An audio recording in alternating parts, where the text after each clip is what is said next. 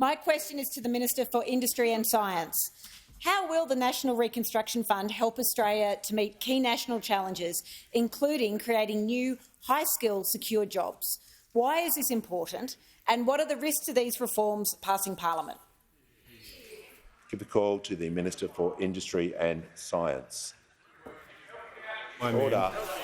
Thanks, Speaker. And I also want to thank the member for Dunkley for her question. I know she's very proud of manufacturers in her neck of the woods, manufacturers like Clark Masks in Carrum Downs, who are our only manufacturer of portable masks used in emergency services communication. So very important. Please pass on our thanks for their great work.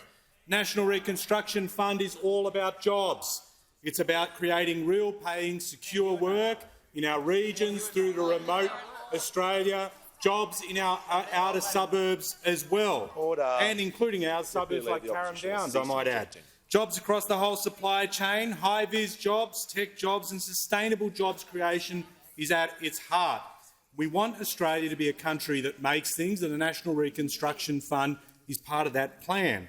And as a result of the NRF investments, we hope to see jobs emerge across supply chains and value chains, and that will include jobs not just in the production phase, but it'll also include jobs in research and development on one end and sales and service at the other, and in between roles in design, logistics, distribution and marketing. And according to a 2020 report from the Advanced Manufacturing Growth Centre, around half of the jobs in modern manufacturing are in the production phase. So for every 10 jobs we can create on the factory floor, we create 2 in a research job, 4 in logistics and distribution, 2 in after-sales service and so on. So the NRF delivering for jobs across the manufacturing value chain.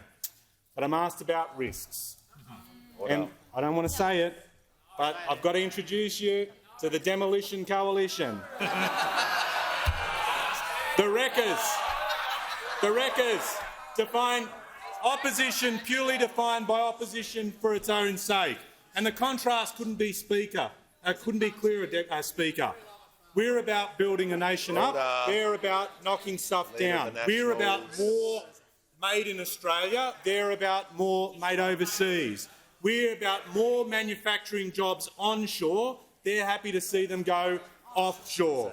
But the only time that the Liberal and National parties are happy to turn the no into a yes on manufacturing is when there's a chance to pretend in front of the media, put on the high vis, strut in front of a mic. It's all lights, camera, cosplay. There they are with the high vis, loving it. But there's a vote coming up, folks. There is a vote coming up, and they can show whether or not they will back Aussie manufacturing and blue-collar jobs. They will be asked to vote for the National Reconstruction Fund, and it will be on the record whether or not they support good blue-collar jobs in Australian manufacturing or not, or go back to their communities and explain why they're against Aussie manufacturing.